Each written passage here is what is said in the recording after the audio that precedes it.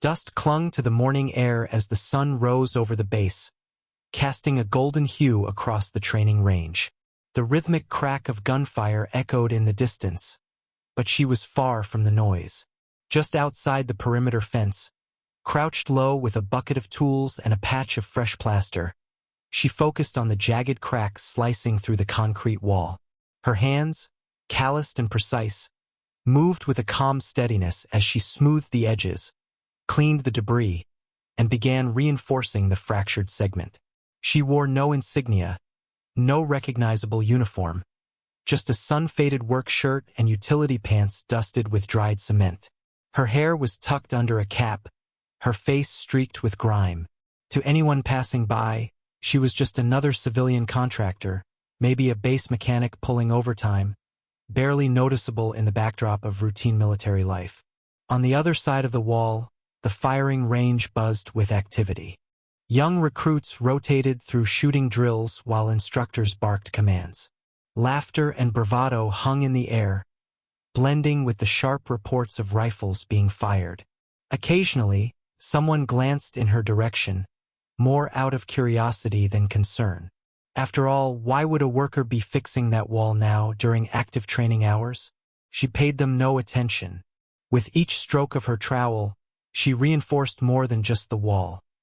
She built a barrier between herself and the stairs, between what she was doing and what she used to do. The wall was damaged, yes, but maybe she was too. And maybe fixing it piece by piece was the only thing keeping her grounded. Her movements were mechanical, practiced, but not without grace. She worked with the precision of someone who had handled things far more delicate and far more deadly than plaster. Occasionally, she paused to measure alignment, check for cracks the eye might miss. She wasn't just fixing something broken. She was studying it, understanding it, making it stronger. Then, a subtle shift in the air. It wasn't sound that tipped her off. No sudden yell or unexpected noise. It was the change in rhythm. The laughter stopped. The gunfire didn't resume after the last burst. Even the wind seemed to still. She didn't look up, but she felt it. Eyes were on her now. Not curious anymore, watchful, wary. Boots crunched in the gravel behind her. One pair. Heavy. Measured. Closer. Still, she didn't turn.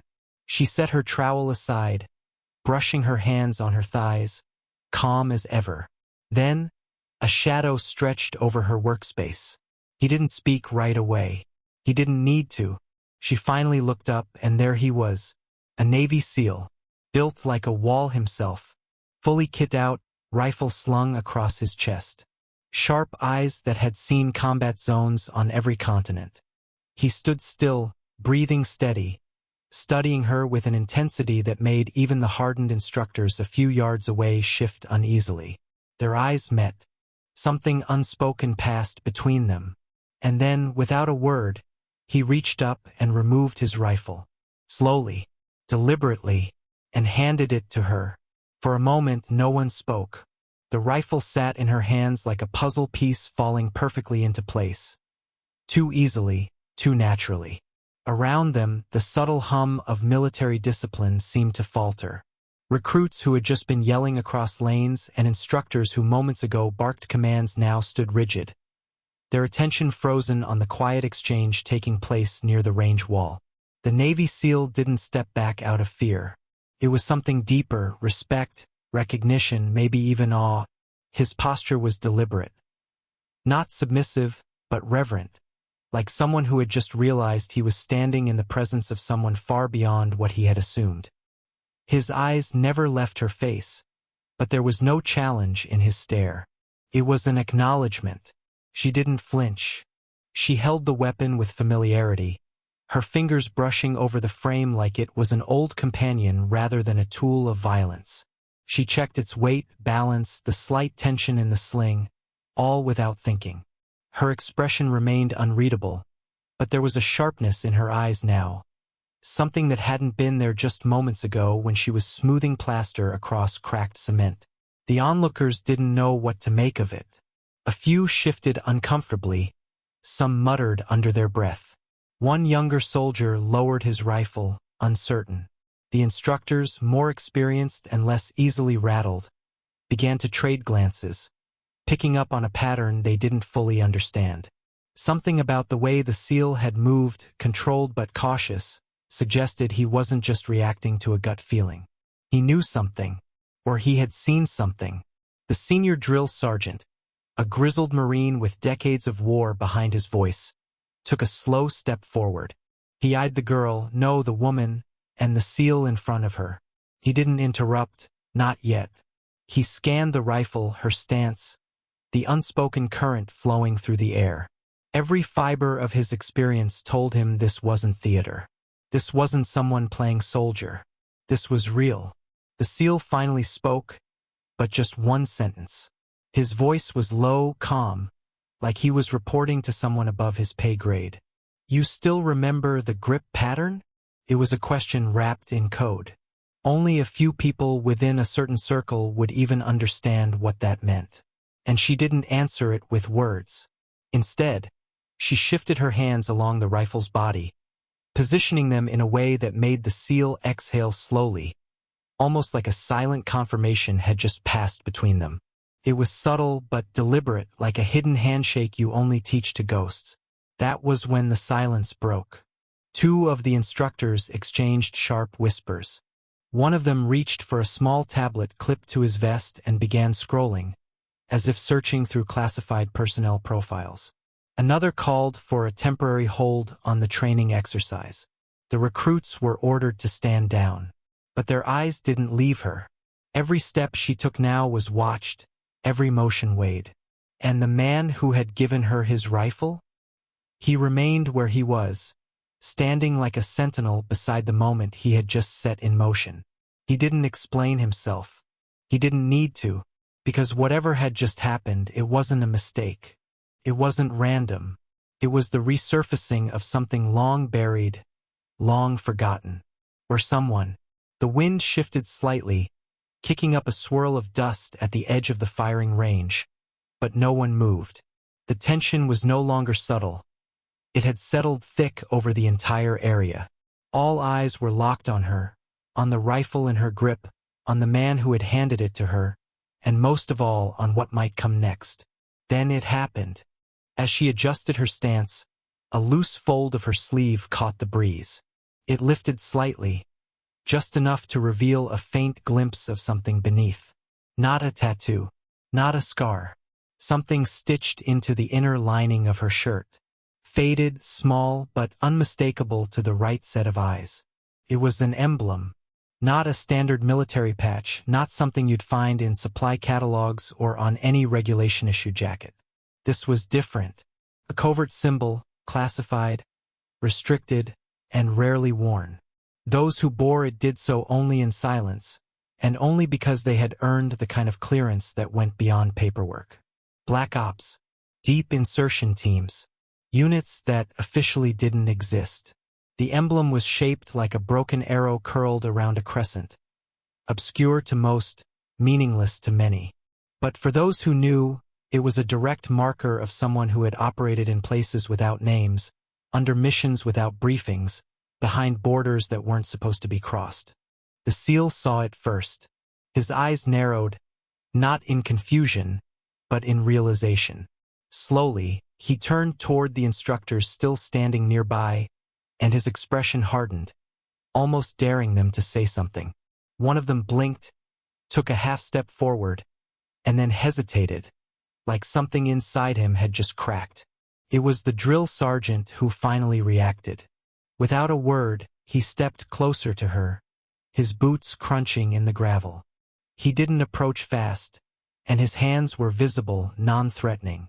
But there was an edge to his movement, a weight behind each step that said he wasn't just curious anymore. He was trying to verify something his gut had been screaming at him since the rifle exchange. She noticed.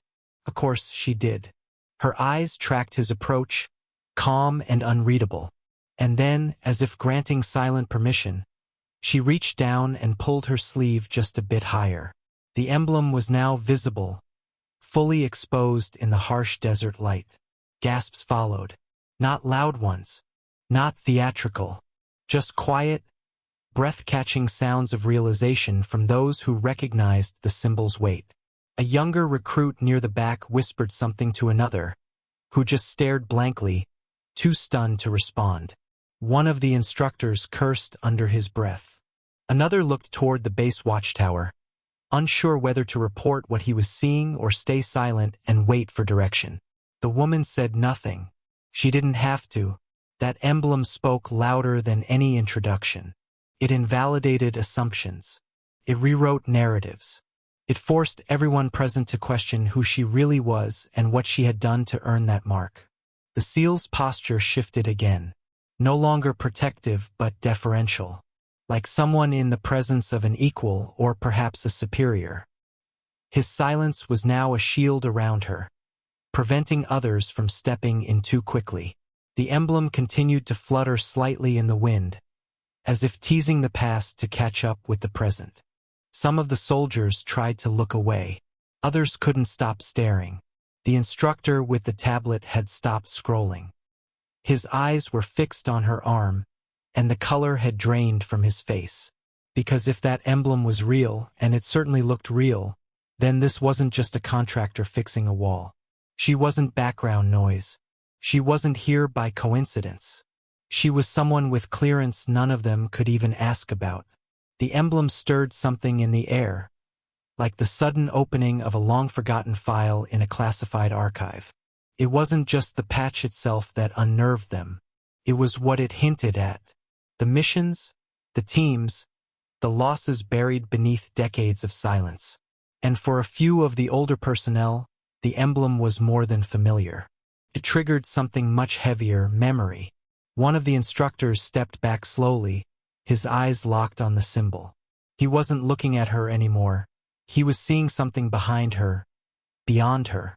Something from a time most of them weren't old enough to remember. A time when a mission bearing that emblem had gone sideways, completely dark, and was officially wiped from every report. A flash of sunlight caught his badge as he turned toward the senior drill sergeant. "Sir," he said, voice low, uncertain. "I think I've seen her before, not here, not in uniform. Years ago." It was a photograph in a file marked Echo Zulu 9. That name changed the mood instantly. Echo Zulu 9 was whispered like a ghost story across the special operations community. It wasn't a unit or a location. It was an operation that had never been declassified, one so buried in secrecy that even mentioning it was enough to raise red flags in internal surveillance systems. The mission was rumored to have involved deep infiltration behind enemy lines, a betrayal within command, and a rescue attempt that failed so catastrophically that the survivors were removed from public record entirely. The official story said everyone on that team was killed in action. But here she was. The SEAL clenched his jaw, his gaze never leaving her face. His stance told a story of its own now, like he was recalibrating everything he'd ever known. It wasn't just recognition anymore. It was the weight of witnessing a living contradiction. A woman declared dead by the very system she once served. Standing here, quietly patching concrete as if none of it had happened. The younger recruits were still trying to piece it together, but some instinct deeper than training told them to stay silent. This was beyond rank, beyond chain of command. This was history unraveling in real time. And still she said nothing. But her body betrayed something. A small shift in her shoulders. A shadow that passed through her expression. As if hearing Echo Zulu 9 spoken aloud scratched at wounds long scabbed over. She looked down, not at the rifle, not at the emblem, but at the ground, like she was trying to stay rooted while the past pulled at her feet. Then, a noise cut through the tension. A soft, mechanical chirp. The tablet in the instructor's hands lit up with a red notification. Access denied. Clearance override required. He tapped it again. The same result. Whatever he was trying to pull, the system had already locked it down. She noticed. Her eyes lifted, scanning the device, then briefly meeting the instructor's gaze. There was no anger in her look, no fear, just quiet understanding. He wouldn't find what he was looking for. No one would. That file was never meant to be opened again. And yet, here she stood, a classified chapter walking among footnotes. The seal finally broke the silence. "She pulled us out of that compound," he said, low but clear. "Two of us. We wouldn't have made it if she didn't hold the perimeter." Command said she never made it out. He turned toward the others, his voice firmer now. They were wrong. The silence that followed the seal's words wasn't just heavy. It was loaded with revelation. His voice carried the finality of someone speaking from memory, not speculation. And those who knew anything about special operations recognized the tone instantly. He wasn't retelling a story. He was reliving it. Somewhere in the background, a radio crackled faintly.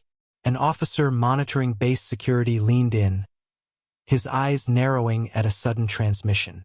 A ping had just been triggered, an automated alert that someone had mentioned Echo Zulu 9 near a live comms channel. The system flagged it as a potential breach. Within seconds, a silent signal rippled through the encrypted network. Verify personnel presence. Authenticate identity. The instructor with the tablet took a step back, his hands trembling slightly. He was no longer trying to access her file. Now he was trying not to be caught looking. Whatever protections surrounded this woman's past were above him, above all of them.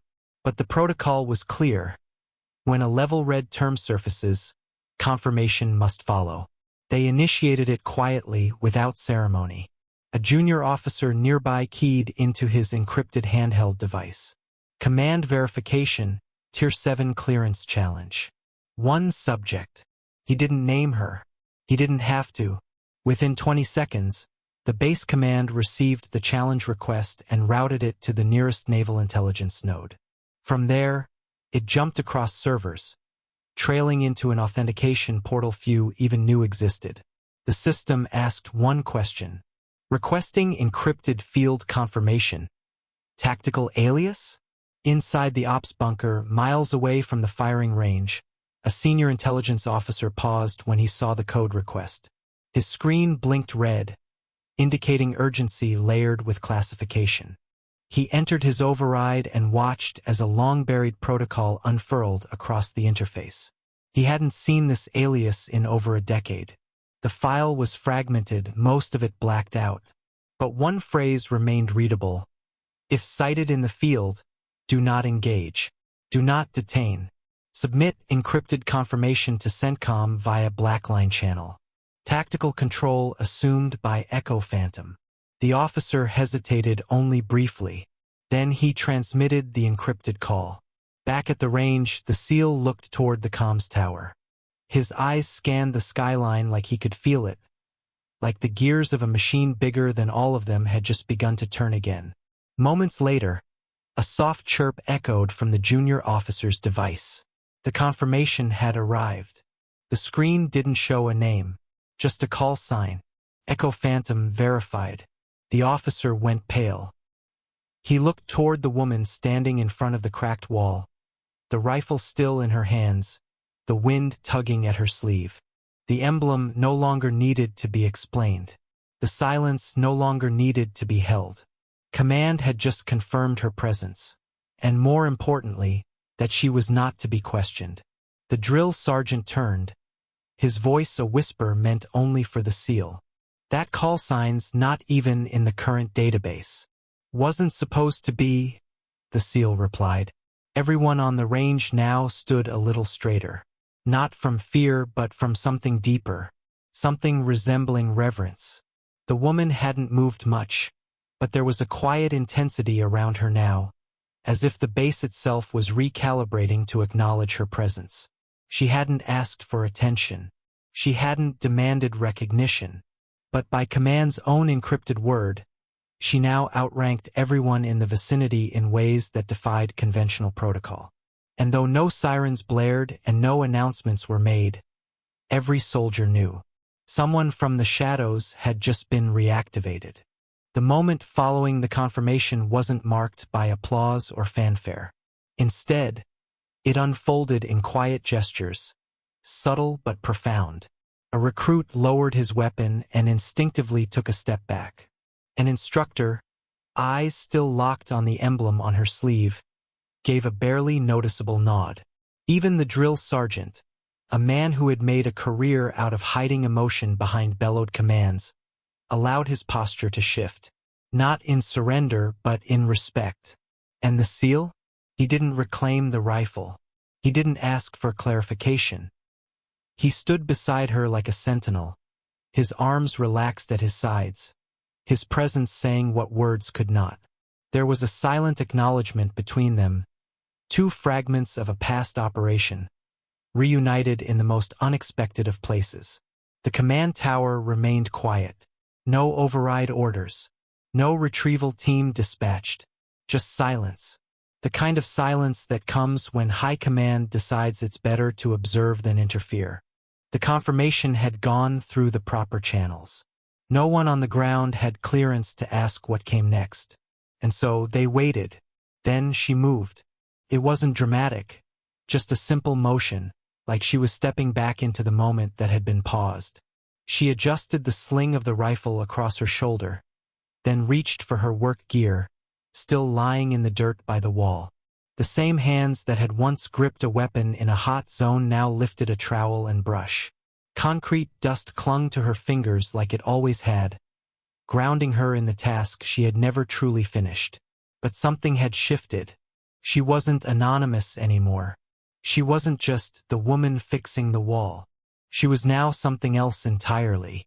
A living reminder of a mission that had been buried. A question mark in a system that didn't allow many. The younger recruits watched her differently now. Not with pity or confusion, but with curiosity mixed with caution. She had done what few had. She had returned. Not just from a mission, but from a place beyond reach. She was supposed to be a footnote, an echo.